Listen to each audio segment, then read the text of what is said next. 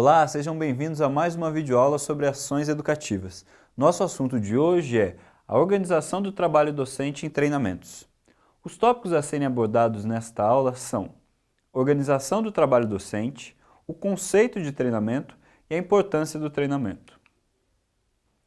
Ao término desta aula, você deverá ser capaz de demonstrar mecanismos de aplicabilidade e organização do trabalho docente e debater quais são os principais elementos para a prática de ações educativas. Então vamos lá, pessoal, vamos começar essa aula na sequência do que a gente já vem debatendo, quer dizer, compreender a educação no sentido mais amplo e começar a enfocar ela tanto para produzir palestras, quanto agora também para a gente pensar a questão dos treinamentos, beleza? Então, uma diferença conceitual que a gente tem que pensar primeiramente, o que distingue a educação para o treinamento, né? Qual a diferença dos dois? A educação é o desenvolvimento amplo do indivíduo em seus aspectos intelectuais e de cidadania, enquanto o treinamento é relacionado aos ambientes de trabalho, desenvolvimento do trabalhador para melhor desempenhar suas funções dentro de uma empresa. Então, a educação é aquele processo que a gente tem muito marcado pela escola, certo? A gente tem outras maneiras de educar uma pessoa. Por exemplo, quando a gente fala em educação ambiental, a gente tem, por exemplo, o IBAMA, o ICMBio, que são instituições que promovem ações educativas. Também, por exemplo, leva as crianças na beira de um lago, explica todo o ecossistema que está envolvido naquela situação, né? Então isso é uma ação educativa, a gente está falando de educação. Então, porque a gente tem essa figura muito forte da escola, que por óbvio ali é o local mais marcado da educação, mas você também pode ter outras atividades, ou levar uma escola que leva os alunos no corpo de bombeiros, para eles explicarem algumas questões de primeiros socorros ou de cuidados com a parte elétrica de uma casa. Isso tudo faz parte do processo educativo. Mas então, o que vai distinguir o treinamento da educação? Como a gente colocou aqui, o treinamento ele é relacionado aos ambientes de trabalho. Ou seja, eu fui contratado para uma empresa, por exemplo, para ser editor de imagens. Por exemplo, tem uma empresa de gravação de vídeos. Então eu fui contratado para editar esses vídeos, colocar animações e tal.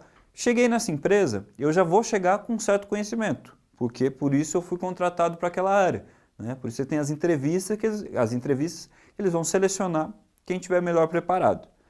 Feita essa primeira seleção, quando eu chegar na empresa, eu vou ter que aprender novas coisas.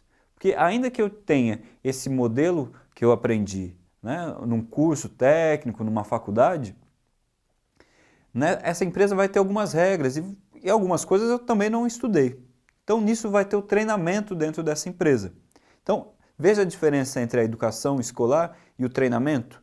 Esse é um tipo de treinamento que ele pode ser feito, né, construído de diferentes maneiras. Eu posso ter um cara que fique ali me ajudando o tempo inteiro, quer dizer, ele está me treinando a todo momento. Isso é um treinamento continuado, que é ali na prática. Mas eu também posso ter, por exemplo, agora essa empresa, né, para continuar esse exemplo que a gente está, vai mandar a gente para uma semana para um congresso, que nesse congresso tem técnicas inovadoras para edição de vídeos e tal. Aí é um outro tipo de treinamento também, ou senão vai contratar uma outra pessoa para ter um dia inteiro de palestras e tal, para me aprimorar na minha área, por executar melhor o meu trabalho. Então isso faz parte do treinamento. Treinamento a gente está sempre conectado com a ideia de ambiente de trabalho. Então, se eu estou falando que o treinamento está relacionado ao ambiente de trabalho, eu posso ter um modelo único de treinamento que a gente pode aplicar em qualquer empresa? Veja bem, quando a gente fala da edição de vídeos, como foi o exemplo que eu citei, a gente está falando de uma área específica dentro da economia, que é a área do setor de serviços, certo? Não é uma indústria, né? Não estou ali produzindo pregos, né? Que isso se relacionaria, por exemplo, ao setor industrial. É um outro setor, né, mais próximo às tecnologias, sempre em contato com as mídias, com as redes sociais. Então, o treinamento que eu for preparar, né, na área do setor de serviços vai ser distinto de um treinamento para a área do setor industrial e também vai ser distinto de uma área do setor agropecuário, certo?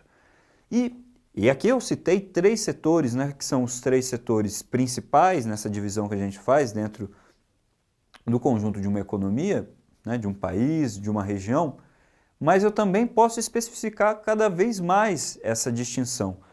Para a gente pensar aqui no setor de serviços, o treinamento que eu vou dar, novamente, exemplo da edição de vídeo, pode ser o mesmo que para um cara que vai trabalhar com vendas, certo? Então ele tem que vender filiais de um mercado, por exemplo. Será que é o mesmo treinamento que a gente pode dar para ambos?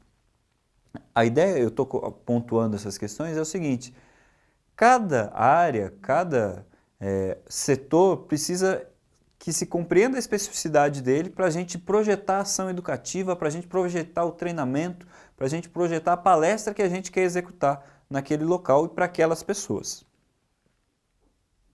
Então, como a gente escreveu aqui, cada setor produtivo e cada área dentro da produção requerem conhecimentos específicos. E para a gente seguir nesse exemplo, se eu estava falando que eu fui contratado para editar vídeos, mas eu trabalho, eu vou estar dentro de uma área específica, dentro de um instituto educacional, por exemplo. Então, veja, uma pessoa que trabalha em um outro setor desse instituto educacional vai ter um outro treinamento, diferente do meu. Mas tem coisas que a gente pode fazer em conjunto para a gente compreender, por exemplo, toda a estrutura da empresa, certo? E isso é muito importante, porque se a gente só se coloca em caixinhas, cada um na sua caixinha, se a gente perde a noção do todo, isso é prejudicial para o bom desenvolvimento da organização que a gente está. Porque é importante que os setores se comuniquem, né? Que eles passem ideias uns aos outros, isso é muito importante. E quais as visões que a gente tem sobre o treinamento? Primeiro, a gente apontou que o treinamento ele não precisa ser o mesmo treinamento para todas as áreas, né? Cada treinamento ele vai ter que se relacionar com a área em específico que ele está trabalhando. Mas tem maneiras da gente encarar o treinamento que conseguem apontar nortes para a gente. São 2 modelos principais que nós temos. Então, o primeiro é a visão tradicional do treinamento. O que a visão tradicional do treinamento coloca para a gente? Né? Foco no processo sensório-motor, conhecimento básico de máquinas e operações, o homem é adestrado para a produção, não se leva em conta habilidades intelectuais e humanas. Veja, essa visão tradicional do treinamento, por que ela é considerada tradicional? Que foram os primeiros modelos a serem implementados para organizar a produção, sobretudo a produção industrial. Ou seja, vamos imaginar que a gente tem uma fábrica de calçados. Então, isso no começo do século XX. Ou se a gente tivesse uma linha de produção. Por exemplo, eu vou bater o prego nesse sapato. Alguém vai terminar de fazer o processo da moldagem. Outra pessoa vai passar o cadarço, certo? Então, a gente conseguiria colocar uma dinâmica melhor, né? Dinamizar melhor esse processo. A gente economizaria tempo e esforço. Então, a visão tradicional vai surgir nesse momento. Então, por isso que eles vão ter um foco muito forte no processo sensório-motor, um conhecimento básico, né, das máquinas, operações, e o homem é adestrado para a produção. Então eu vou estar fazendo só uma mesma ação. Só que tanto a indústria mudou, né, a indústria que a gente tem hoje em dia, ela requer um trabalhador que tenha conhecimentos mais amplos, quanto o setor de serviços também, né, o setor agropecuário, na mesma linha, sobretudo o setor de serviços. Você tem que pensar uma visão moderna do treinamento. O que a visão moderna coloca para a gente? O homem é considerado pela sua potencialidade e os aspectos ligados ao bem-estar social e à satisfação humana são levados em conta. Ou seja, a gente tem exemplo, por exemplo, as pessoas que trabalham no Google, né? Sempre tem, isso é um paradigma que as pessoas, não, o cara que trabalha na Google tem o local para brincar, vai jogar ping-pong, tem um videogame, tem isso aqui para ele dar uma desanuviada na cabeça. Ok, óbvio que nem todas as empresas conseguem fazer isso e muita gente questiona se realmente isso é uma melhoria no trabalho das pessoas ou a pessoa vai acumulando que ela vai para casa e leva trabalho e tal. Tem muito para se questionar sobre isso, mas a ideia é que a visão moderna do treinamento ela leve em conta a pessoa no seu sentido mais amplo. Ou seja, tenta compreender os comportamentos dos agentes envolvidos na organização para pensar a melhor maneira de ensinar uma técnica, né, de buscar metas. Então, o treinamento precisa se relacionar com essas ideias. Então, quando a gente fala de treinamento, o trabalhador no mercado de trabalho, ele deve realizar uma formação continuada. Ou seja, a gente colocou um exemplo lá atrás, mas é esse aprendizado que é constante. Então, não se pode ter uma palestra no ano para falar de um tema X e achar que isso basta para melhorar o trabalhador da sua organização. Não, tem que ser algo periódico, né? Uma coisa que entre na rotina da organização. Então, porque o treinamento, ele alavanca tanto a produtividade, né, de uma empresa, de um setor, como também melhora a qualidade dos produtos e do ambiente da própria organização. Esse trabalhador tem que se capacitar para a execução de novas tecnologias. Então não adianta ficar preso ao passado, né? Se antigamente a gente queria fazer um estudo em casa e chegava um material impresso só para a gente, hoje em dia a gente assiste uma videoaula. Então a gente tem que estar sempre conectado com as novas tecnologias. E também precisa desenvolver novos padrões de mentalidade para a qualidade. Ou seja, o passado é uma roupa que já não serve mais para o tempo presente. Óbvio, a gente tem que trazer muita coisa do que ficou e aprender com o que já foi feito, né? Assim que a humanidade caminha.